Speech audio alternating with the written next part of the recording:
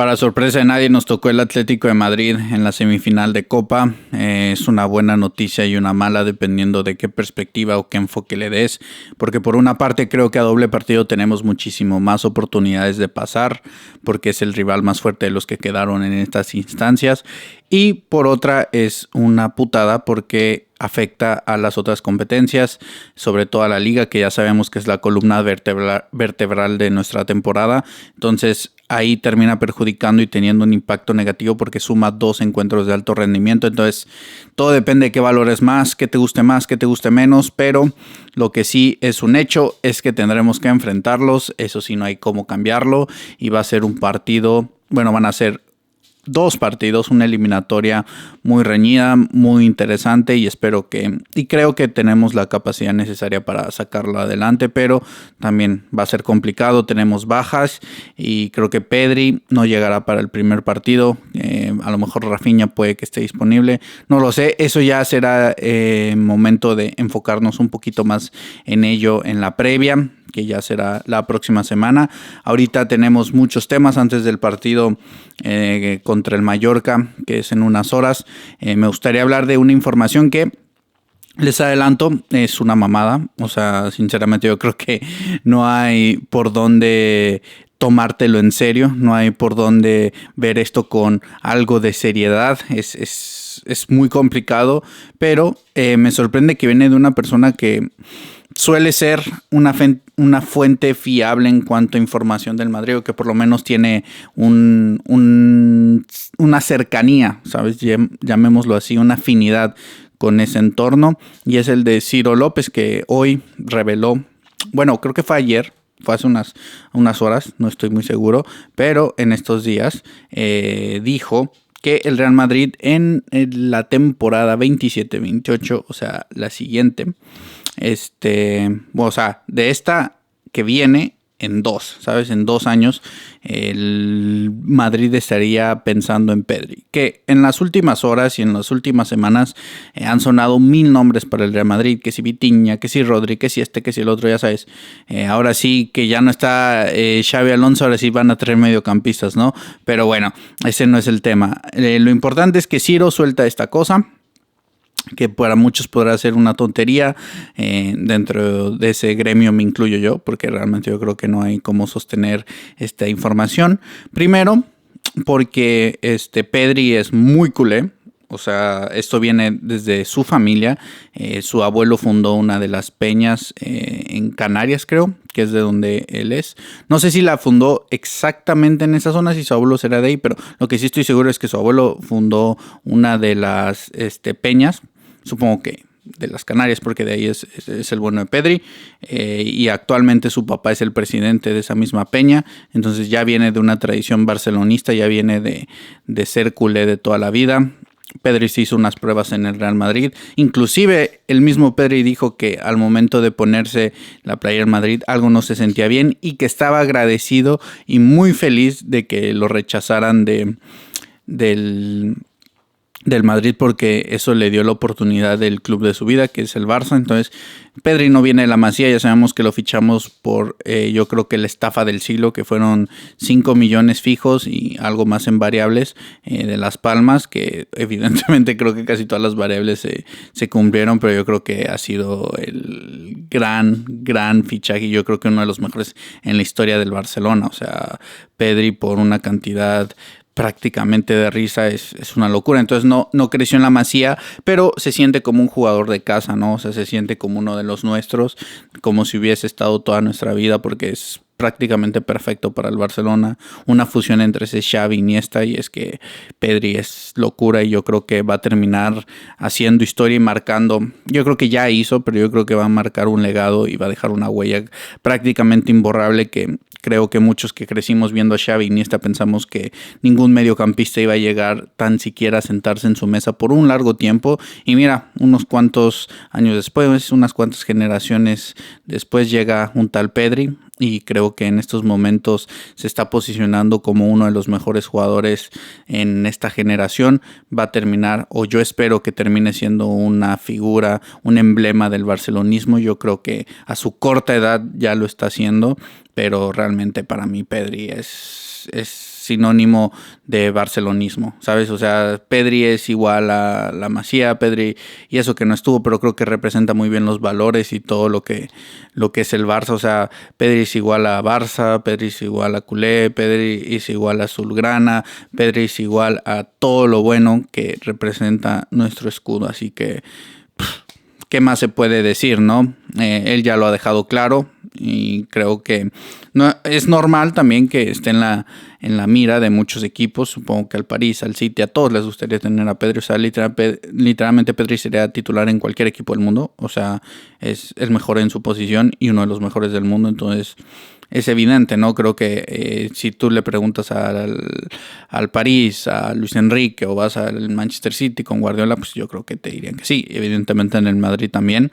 De hecho, Marcelo, el mismo Figo, que vamos a hablar de él en este video porque es algo importante, Kroos y mucha gente en el entorno del Madrid pues ha dicho que les encantaría que Pedri fuera parte de su equipo, y que si pudieran traer un fichaje o algún jugador del Barcelona, normalmente, o el nombre que suele salir es el de Pedri, lo cual es lógico porque es uno de los mejores jugadores en su posición, es un prodigio, es un talento único que está marcando una generación y que es literalmente el mejor en su posición, mejor mediocampista del mundo y uno de los mejores jugadores en este momento. Así es el nivel de calibre que estamos hablando de Pedri. Entonces, teniendo esto en cuenta, se habla de que Florentino estaría planeando un Figo 2.0, esto que el otro. Yo te diría, ok, esta información no me la creo, es basura, humo, pero aquí hay un factor que creo que es importante resaltar y que siempre está latente. O sea, esto no lo podemos obviar, no podemos pretender que no existe, no podemos pretender que no pasa, y es que el Real Madrid no es un club normal, es un club estado. Por lo tanto, un club estado supera los límites de lo que puede ser un club normal y siempre te puede sorprender con una jugarreta. Yo creo que siempre tienen un as bajo la manga, siempre pueden recalificar terrenos, siempre pueden recibir apoyitos, siempre se les pueden modificar leyes. Entonces yo creo que no hay que valorar al Real Madrid como un club normal. Por lo tanto, si alguien es capaz de repetir lo que pasó con Figo, evidentemente es el Real Madrid. Entonces yo no digo que Pedri se vaya a mover al Real Madrid, literalmente lo veo muy poco posible, pero no hay que olvidar que lo de Figo en su momento también parecía imposible para los culés. Inclusive Figo salió a decir que no había nada y unas horas después estaba en Madrid. Entonces, por más que Pedri tengamos toda esta información, que él diga que no, que esto, que lo otro, cabe la más mínima posibilidad de que esto se dé simplemente porque es porque se está hablando del Real Madrid. O sea, el Real Madrid puede hacer casi todos estos movimientos posibles porque es un club estado. Y así funcionan los clubes estado y nunca debes de fiarte de ellos. Y mucho menos si es el Real Madrid. Tienes que tener mucho cuidado, que es prácticamente imposible que la cláusula de Pedri es de 1 billón y que tiene contrato hasta 2030 y tantos y que esto y que lo acabamos de renovar y que es muy joven y que es muy culé, sí, pero hablando del Real Madrid siempre cabe esa más mínima, pero mínima posibilidad, porque ya lo vimos con Figo. O sea, justamente por eso quería desglosar un poquito más el tema de Figo, que ya hablaré en algún video ahora que tengamos algún parón largo o que estemos en vacaciones, pero que haya tiempo y que no haya tanta información. Me gustaría hacer un video de Figo, exclusivamente su caso y profundizando un poquito más, porque pues tenemos ya mucho material, muchas entrevistas, hasta un documental, etcétera, etcétera. Entonces creo que ahí podemos dar un poco más de profundidad al asunto, porque creo que lo amerita. Es la traición más grande que ha visto el fútbol y creo que es un caso bastante, pero bastante llamativo. Pero ahorita vamos a darle una embarradita, vamos a estar nada más en lo que sería la punta del iceberg, vamos a verlo un poquito por encima. Y es que para los que no saben, y los que no eran conscientes de la vida en ese momento, como puede ser mi caso, que literalmente yo no estaba ni siquiera presente cuando todo esto sucedió, por lo menos de forma consciente. Entonces no te puedo decir por experiencia o de primera mano cómo se vivió, pero lo que está documentado habla de que todo esto fue más allá de simplemente un traspaso entre dos equipos archirrivales, ¿no? O sea, para empezar hay que entender de dónde viene Figo y cuál era el contexto de Figo en el Barça, y era un contexto en el cual no estaba valorado por la directiva. Estaba en este caso Rivaldo, a cual se le acababa de renovar y se le tenía un trato especial por ser una gran estrella en el fútbol y por ser una leyenda del Barcelona. Pero también estaba Figo, quien en ese momento para muchos ya era el mejor jugador del mundo.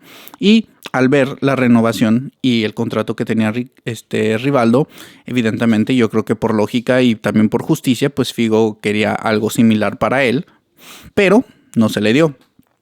Entonces se hablaba de que estaba muy insatisfecho con su situación, sobre todo contractual, y que no se le estaba valorando como se debía en Barcelona, lo cual todo apunta a que era cierto, y toda la información, todos los testimonios y todo lo que hay públicamente en estos momentos apunta a que esto es así.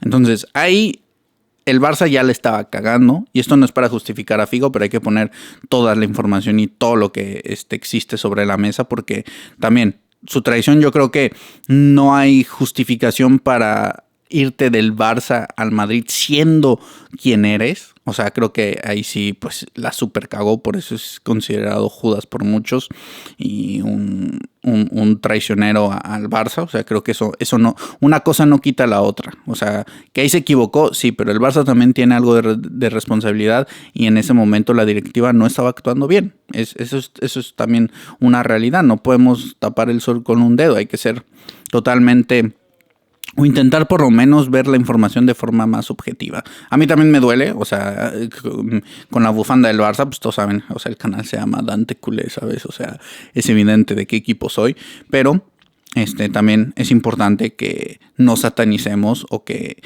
carguemos todo hacia el lado de Figo cuando no estaba siendo tratado de manera justa, porque era lo que era justo en ese momento, porque era uno de los mejores jugadores del mundo, para muchos el mejor, y la directiva no lo estaba tratando como tal. Entonces era evidente que iba a buscar alternativas, y en estas alternativas tenía muchas opciones, pero surgió la del Real Madrid.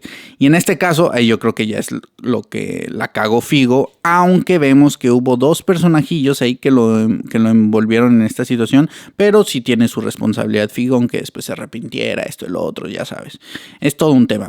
Pero en resumen, y para no profundizar tanto, porque ese es tema más para el video específico de lo que pasó con Figo, es que su agente y Futre, que era el intermediario entre Florentino y las negociaciones con Veiga, el agente de Figo, lo que básicamente pasó es que Florentino se presentó en ese momento a las elecciones del Real Madrid, y su gran promesa era traer a Figo, y para contactar con Figo y su entorno se metió Pablo Futre, que es una leyenda del Atlético de Madrid, y habló con Futre. Futre es muy cercano a Figo y a su entorno, pero sobre todo amigo de Veiga, su agente.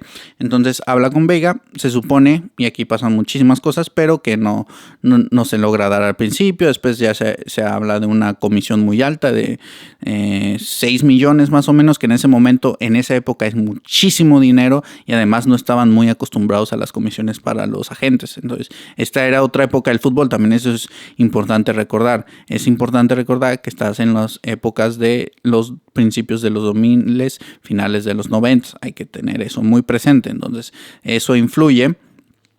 Total, se pone en una situación complicada Figo, porque su agente, aparte de las presiones que recibía de Futre,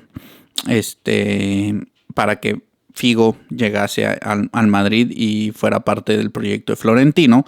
Aquí algo curioso es que Veiga, o sea, el agente de Figo, firma un documento en el cual se compromete o que más bien acepta que habría una multa de, creo que eran 5 millones, o ahí era una cantidad bastante alta. También depende, porque todo, o sea, van cambiando las cifras, porque ahí creo que se manejaban pesetas y ahora son euros. Entonces ya sabes, la inflación y todo va cambiando.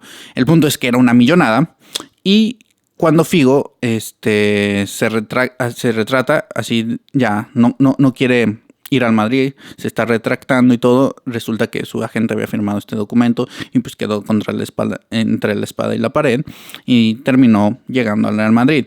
Que se dice, y Futre lo admite en varias entrevistas, y de hecho en el documental eso ya se aborda con más detalle, pero que realmente Figo no quería ir al Real Madrid porque también había mucha presión ya por parte de los culés cuando se enteraron de ese famoso contrato. Bueno, precontrato, y que su familia estaba recibiendo mucho hostigamiento, que ya era un ambiente demasiado tóxico, muy peligroso, también temía por su seguridad. Recordemos, en esa época los ultras eran otra cosa, o sea, solo recordar cómo fue el recibimiento de Figo.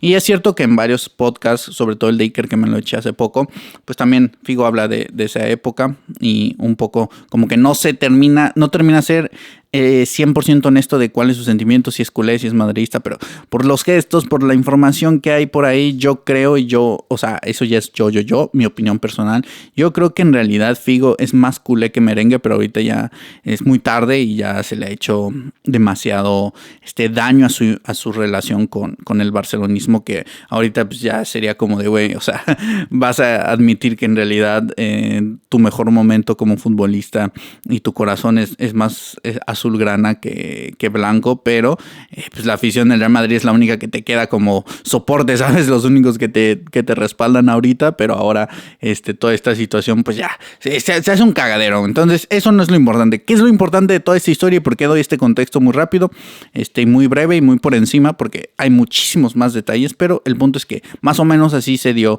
esta situación con Figo. ¿Cuál es un momento clave? ¿Cuál es más bien, en lugar de momento, cuál es una situación, una circunstancia clave en toda esta historia que muchos medios de comunicación y mucha gente no conoce, o más bien se hacen de los oídos y de los ojos que no ven, ¿sabes? Y de los oídos sordos. O sea, como que esto no pasó, ¿sabes? Como que ahí se hacen medio güeyes algunos y otras personas pues meramente lo desconocen. Y se habla de que para financiar este fichaje, Florentino hizo una triquiñuela que, según el periodista José María García, fue en su momento una jugada totalmente sucia. ¿Y cuál es esta jugada? Pues bueno, se supone, y aquí es cuando las piezas van encajando y cuando más o menos todo hace sentido, es que en ese momento el Real Madrid estaba en crisis. Es la famosa época del pelotazo urbanístico, cuando se recalifican terrenos, las famosas torres con las que se financiaron, o supuestamente se cree que con eso se financió a los Galácticos. Pero lo interesante aquí es que este periodista, José María García, es como la oposición, o era como ese que iba contracorriente Florentino en su época. Y lo interesante y curioso es que nunca terminó pagando cárcel, nunca terminó con algún juicio que dañara su credibilidad ni nada. Al contrario, o sea, al parecer era un pez bastante gordo que estaba en el periodismo y que tenía bastante peso y bastante influencia, que Florentino no fue capaz de silenciarlo al 100%, aunque según las palabras de José María, lo intentó mucho tiempo y no pudo. Entonces yo creo que si hubiese sido mentira todo lo que dijo José María, yo creo que se le hubiera desmentido desde hace mucho tiempo y seguramente hubiera terminado con consecuencias jurídicas muy graves, porque las acusaciones que tiró contra Florentino son bastante fuertes. O sea, por eso a mí me sorprende que nunca terminara pagando algún tipo de compensación así pasadísima, o inclusive cárcel, porque es muy, muy, muy serio todo lo que dijo. Y es que prácticamente José María dijo que el aval con lo que se avaló el fichaje de Figo fue a través de Caja Madrid, que Caja Madrid fue una caja de ahorros, creo que la primera en España, y que después se terminaría fusionando con un banco, creo que en el 2010 por ahí. Pero básicamente lo que pasó es que esa Caja Madrid haría una empresa fantasma con la cual se terminaría dando el dinero a través de esa empresa fantasma para financiar el fichaje de Figo. porque el Real Madrid en esa época estaba en crisis. Y eso está documentado. Y según José María fue así. Entonces, ¿por qué es interesante esto? ¿Y por qué José María es un personaje clave en todo esto? Es, además de los pocos periodistas que han tenido los huevos, porque hay que tener huevos para meterte con Florentino Pérez y más estando en España. Yo creo que los españoles lo sabrán más que nadie. O sea, Florentino no es cualquier empresario. O sea, yo creo que es de las personas más influyentes mínimo en España. O sea, ya a nivel internacional tampoco es que se quede corto, pero por lo que han dicho también, por ese famoso diría que es como un reportaje, ahí esa famosa nota, ese artículo en el Confidencial, donde sacan todas las personas, políticos y empresarios que están en los palcos del Madrid, y que también el exdirector del Mundo, otro diario muy, muy importante, que habló. Sobre todo creo que se hizo más viral en el podcast de Jordi Wild, donde dice que en el Madrid se toman las decisiones que dan rumbo a España. Entonces es medio turbio todo lo que sucede ahí, pero creo que si sumas y encajas ciertas piezas, creo que todo hace sentido. Al final el fútbol es un reflejo de la sociedad, la política está muy metida en todos estos asuntos, entonces no sorprende para nada. O sea, al final yo creo que por más de que nos queramos poner románticos, el fútbol no deja de ser una herramienta política, o sea, y un negocio. O sea, así de sencillo. Es triste, pero es la realidad. Tampoco vamos a intentar negar eso. Y eso no es exclusivamente el Real Madrid, eso es el fútbol en general. Pero creo que desde la época de Franco, ya lo hemos hablado, el Real Madrid ha sido este emblema nacional que han intentado posicionar a nivel mundial, y que tristemente para nuestros intereses y para el bienestar de la parte más romántica del fútbol, pues lo han conseguido, porque ya sabemos cómo han construido esa historia. Pero algo interesante en todo el tema de José María es que José María, y ahí está literal, solo pon José María García Florentino, ahí te salen todas las entrevistas y todo lo que ha dicho, güey, literal. Hay una, güey, o sea, hay una que es de terror, güey. O sea, literalmente dice que cuando toda esta situación, él se da cuenta de lo que está haciendo Florentino y de su relación con Caja Madrid y cómo van a financiar el fichaje y todo esto, hay una reunión con un intermediario y literalmente, eso lo dice José María, van a cenar ese intermediario, Florentino y él. Y literalmente el intermediario le dice: ¿cuánto cuesta que mires para otro lado?